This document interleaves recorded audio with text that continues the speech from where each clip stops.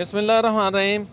हकीम मोहम्मद सईद शहीद चौक और यहाँ से सड़क भी निकल रही है, तो इस किनारे पर ये कचरे का एक ढेर बना हुआ है और यहाँ पर टीएमओ के साथ मिल के हम इस जगह की सफाई करवा रहे हैं। और सफाई करने के बाद यहाँ पर हम बाकायदा भरपूर किस्म की शजरकारी करने जा रहे हैं। 1500 पौधे हमने इस ये जो पुल है जिसको हम राख वाली पुल भी कहते हैं, इसके इस साइड में, दूसरी साइड में, इसी तरह पुल के परली साइड में भी, दोनों साइडों पर इस नहर के किनारे पर इंशाल्लाह हम 1500 पौधे लगाने जा रहे हैं।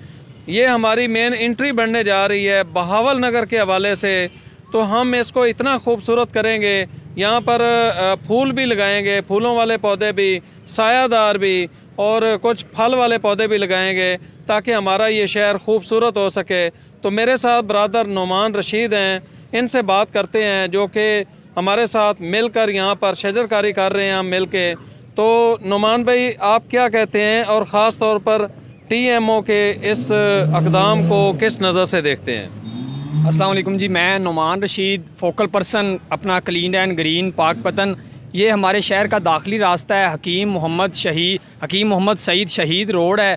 उसके अलावा राख पुल का इलाका है। यहाँ पे राख पुल के जो दरमियान में पुल है उसके चारों कोनों पे कचरे के ढेर हैं। ये हम जवेद असलम साहब सीओ साहब को कल रिक्वेस्ट की, उन्होंने जो है ना वो फौरी तौर पे अहकामात किए कि ये कचरा उठवा रहे हैं और यहाँ पे इंशाल्लाह ताला हम 1500 पौधों की शजरकारी करेंगे और शहर के इस दाखिली रास्ते को सरसब्ज़ो शादाब बनाएंगे। ये हमारा बहावल नगर बाईपास भी बनता है और उसके हवाले से ये हम पाकपतन को क्लीन एंड ग्रीन बनाएंगे। इसके अलावा फूलों और फलों का शहर बनाएंगे। और दूसरा, मैं ये अपने पाकपतन के सब लोगों को मैसेज देना चाहूँगा कि हर शख्स अपने नाम का एक पौधा ज़रूर लगाए। हमारी ये मुहिम चल रही है, हम पाकपतन के हर घर के अंदर एक फ्रूटी प्लांट लगाना चाहते हैं। जो दोस्त भी वो फ्रूटी प्लांट लेना चाहे फ्री हम देंगे। हमारा शजर कारी के हवाले से जो शजर डिपो हमारा है, फ्री शजर डिपो, वो मदीना टाउन की मेन गली के अंदर है। वहाँ पर बोर्ड भी अवेजा कर दिया जाएगा एक आध दिन के अंदर।